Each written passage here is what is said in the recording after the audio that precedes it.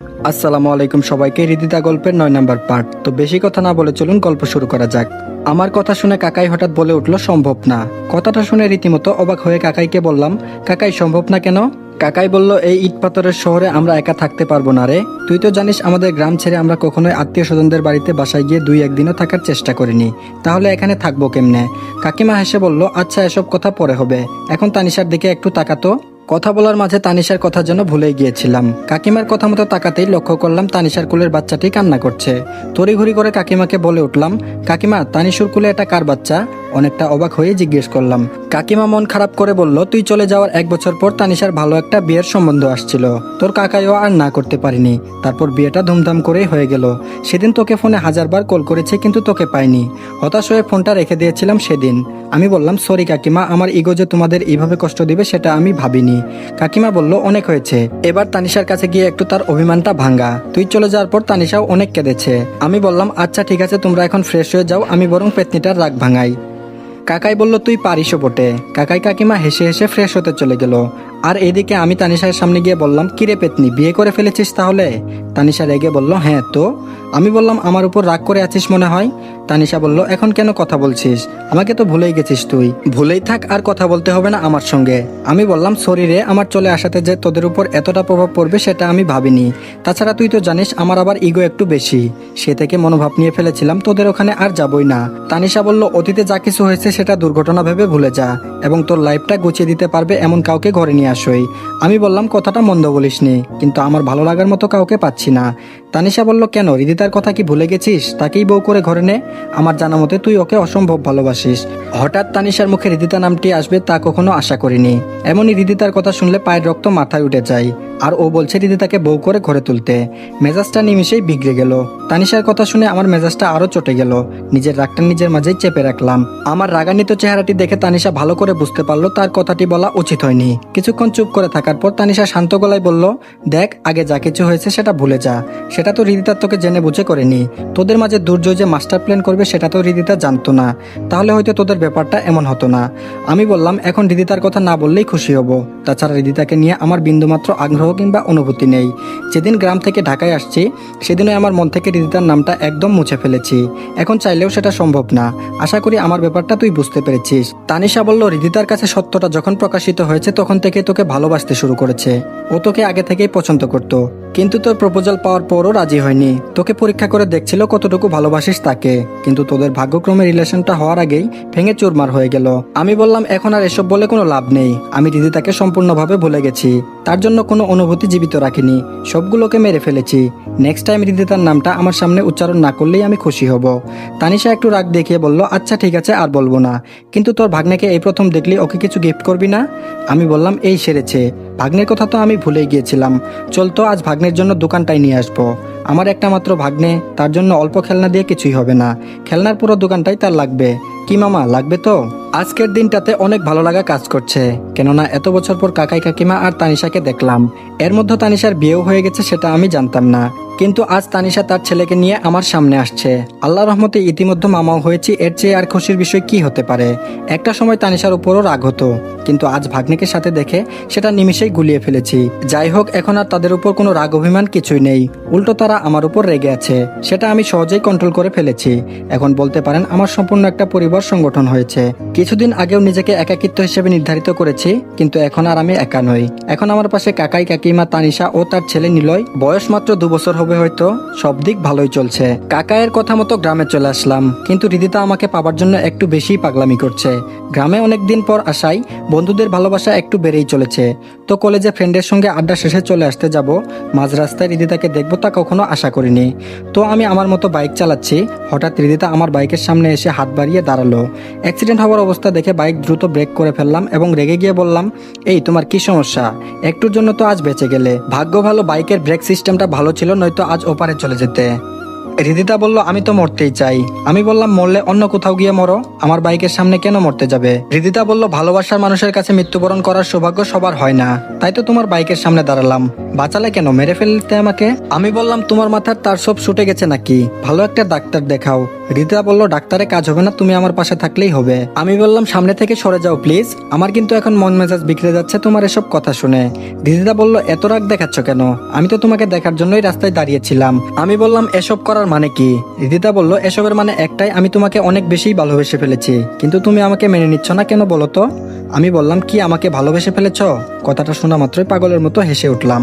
আমার এরকম হাসি দেখে রিদিতা অবাক হয়ে বলল আমি তো হাসার মতো কোনো কথা বলিনি, তাহলে হাসছো কেন? আমি বললাম রিদিতা, আজ থেকে 5 বছর আগে তুমি আমার নামে ইফটিজিং এর নালিশ করেছিলে এবং গ্রামবাসীর বিচার সভায় আমাকে সবার সামনে অপমান অপদস্থ করেছিলে, এমনকি আমাকে জাবেদ কাকার হাতে মারও খাইয়েছিলে, মনে আছে সে কথা? রিদিতা কিছু না বলে নিশ্চুপ হয়ে দাঁড়িয়ে রইল। আমি বললাম তুমি হয়তো সেদিনের কথা ভুলতে পারো, কিন্তু আমি ভুলিনি। তোমার মনে যদি আমার জন্য একটু ভালোবাসা কিংবা ভালো লাগা থাকতো তাহলে কখনো জাবেদ কাকার হাতে বিচার সভায় আমাকে মার খাওয়াইতে না। রিদিতা আবারও নিশ্চুপ হয়ে দাঁড়িয়ে রইল। আমি আবারও বললাম আমাকে যখন সবার সামনে আঘাত করছিল তখন তুমি কি একবারের জন্য বলেছিলে যে যা হবার হয়েছে আপনারা ওকে মারা বাদ দিন? সেদিন তো একথাও বলনি, আজ কেন বলছো আমাকে ভালোবাসো? ভালোবাসা কখনো অন্যায় করার পর কিংবা অনুশোচনা থেকে জন্ম নেয় না। নেক্সট টাইম আমার সামনে এই ভালোবাসার কোনো কথা বলবা না। একটা সময় হয়তো তোমাকে অনেক ভালোবাসতাম, বর্তমানে তা আর নেই। এখন তোমার মাথা থেকে এসব চিন্তা ঝেড়ে ফেলে দাও, অন্য কোনো ছেলের পেছনে সময় দাও, সে তোমার রূপ দেখে নিমিশেই পটে যাবে।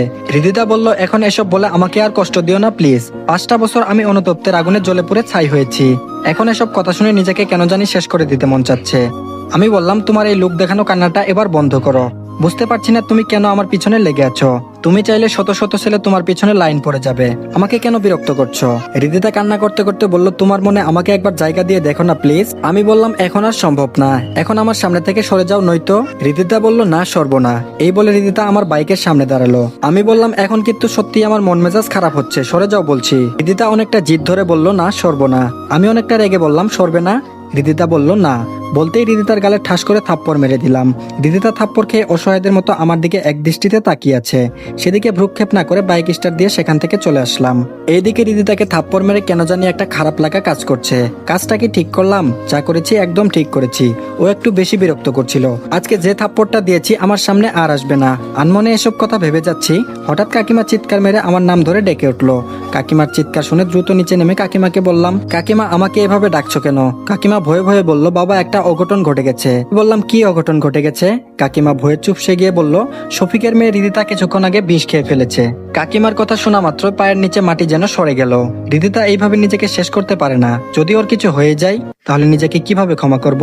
না না, রিদিতা বিষ খেতে পারে না। কাকিমা হয়তো ভুল শুনেছে। কাপা কাপা সুরে কাকিমাকে বললাম কাকিমা তুমি যেটা বলছো সেটা হয়তো ভুল শুনেছো নিশ্চয়ই। কাকিমা আমার উপর একটু রেগে গিয়ে বলল এই তোর কি মাথা ঠিক আছে? পুরো এলাকাবাসী কথাটি জানাজানি হয়েছে, আর তুই বলছিস আমি ভুল শুনছি? বিশ্বাস না হলে রিদিতার বাড়িতে গিয়ে খবর নিয়ে দেখ, তাহলেই সঠিক বুঝতে পারবি ভুল না সঠিক। আমি নিশ্চুপ হয়ে দাঁড়িয়ে রইলাম। কাকিমা আবার বলল সত্যি যদি রিদিতার কিছু হয়ে যায় তাহলে তার বাবা মা কেমনে বাঁচবে? কেন যে বিষ খেতে গেল? আল্লাহ একবারের মতো মেয়েটাকে বাঁচিয়ে দাও। আমি বললাম কাকিমা রিদিতা আমার জন্য বিষ খেয়ে ফেলেছে। মুখ ফুসকে কথাটি বলে ফেললাম। তারপর কাকিমা বলল কি রিদিতা তোর জন্য বিষ খেয়েছে? এই ছেলে বিষ খাওয়ার মানেটা কি বুঝিস? ও তোর জন্য কেন বিষ খেতে যাবে? তারপর আমি বললাম শুনো তাহলে। বেশ সকালের থাপ্পড় মারার ঘটনাটি বলে ফেললাম। কাকিমা আমার কথা শুনে মাথায় হাত রেখে বলল এ কি বলছিস? এখন তো দেখছি এর সম্পূর্ণ দোষ তোর হবে। রিদিতা যদি সুইসাইড নোটে তোর নামটি উল্লেখ করে রাখে তাহলে তো হিতের বিপরীত হতে পারে। কাকিমার সঙ্গে এসব কথা বলতেই হঠাৎ শফিক সাহেব কান্না করে আমাদের বাসায় এসে বলল বাবা তুমি আমার মেয়ের জীবনটাকে বাঁচাও প্লিজ। আমি বললাম আমি আপনার মেয়ের জীবন কিভাবে বাঁচাবো? শফিক সাহেব বলল তুমি জলদি আমার সঙ্গে হাসপাতালে চলো, তাহলে বুঝতে পারবে। আমি বললাম হ্যাঁ চলুন। তারপর রিদিতার বাবার সঙ্গে হাসপাতালে চলে গেলাম। রিদিতাকে যে রুমে রাখা হয়েছে সে রুমে যেতে কান্নাকাতির আওয়াজ হৃদয়ে যেন রক্তক্ষরণ হতে লাগলো। মনে মনে হাজারবার আল্লাহর কাছে রিদিতার সুস্থতা কামনা করতে লাগলাম। এসব ভেবে দরজার সামনে গিয়ে দাঁড়াতেই ডাক্তার আমাকে দেখে বলল আপনার নাম কি রনি? আমি বললাম হ্যাঁ। ডাক্তার বলল কি একটা মুশকিল বলেন তো? রোগী তো আপনাকে ছাড়া কোনো ট্রিটমেন্টই করতে দিচ্ছে না। তার একটা কথা, আপনাকে না দেখে সে কোনো ট্রিটমেন্ট নিবে না, দরকার পড়লে মরে যাবে, তারপরে সে কোনো ট্রিটমেন্ট নিবে না। বলেন তো এ সময় কি তার এরকম জিত মানায়? এরকম করলে তো মরেই যাবে, তা হতে দেওয়া যাবে না। ডাক্তার আপনি চলুন, রিদিতাকে আমি বুঝিয়ে বলছি। ডাক্তার বলল হ্যাঁ চলুন। তারপর কেবিনে গিয়ে লক্ষ্য করলাম ডাক্তার রিদিতাকে মেডিসিন দিতে যাচ্ছে, কিন্তু ডাক্তারের দেওয়া মেডিসিনগুলো বারবার হাত থেকে সরিয়ে দিচ্ছে রিদিতা। এই দৃশ্য দেখে দ্রুত রিদিতার হাত চেপে ধরে বললাম রিদিতা প্লিজ একবার পাগলামিটা বন্ধ করো। রিদিতা বলল ওহ তুমি তাহলে আসছো, এখন আমার বাঁচা মরা সব তোমার হাতে। বলো তুমি কি আমাকে চাও নাকি আমার লাশটা চাও? কোনটা চাও বলো? আমি কোনো কিছু না ভেবেই বললাম, আমি তোমাকে চাই, তোমার লাশ নই। হৃদিতা আমার কথা শুনে শুকনো একটা হাসি দিয়ে ডাক্তারকে বলল, ডাক্তার এখন আপনার ট্রিটমেন্ট শুরু করতে পারেন। তারপর হৃদিতাকে কেবিনে রেখে ডাক্তার বাহিরে যেতে বলল। হৃদিতার বাবা মা বাহিরে চলে আসলো, তাদের সঙ্গে আমিও বের হলাম। এইদিকে হৃদিতার বাবা মা অবিরাম কান্নাকাটি করেই চলেছে। নিজের কাছে কেমন জানি অপরাধবোধ কাজ করছে। হৃদিতা এমনিতে আমার জন্য পাগল ছিল। আজ সকালে ওকে ওসব কথা না বললে হয়তো এমনটা হতো না। সবটাই হয়েছে আমার জন্য। এখন হৃদিতার বাবা মার সামনে দাঁড়িয়ে কি বলবো সে ভাষা যেন হারিয়ে ফেলেছি। নিজেকে বড্ড অপরাধী মনে হচ্ছে। কোনো কথা না বলে দাঁড়িয়ে আছি। হঠাৎ হৃদিতার মা আমার সামনে এসে বলতে লাগলো, বাবা আমার মেয়েটা তিলে তিলে যে শেষ হয়ে যাচ্ছে সেটা আমরা তার বাবা মা হয়ে কিভাবে সহ্য করব বলো তো? আমি তার কোনো কথার উত্তর দিতে পারলাম না। তারপর তিনি আবার বললেন, বাবা তুমি হয়তো জানো না, আমার মেয়েটা রোজ রাতে তোমার জন্য কান্না করে। যদি কখনো তার রুমে হুট করে যেতাম তখন হৃদিতার কান্না করার বিষয়টা খুব সহজেই ধরে ফেলতাম। তখন আমার মেয়েটাকে বোঝাতাম যা হবার তা তো হয়েছেই, সেটা এখন দুর্ঘটনা মনে করে সব ভুলে যা। কিন্তু ও সব কিছুই ভুলতে পারেনি।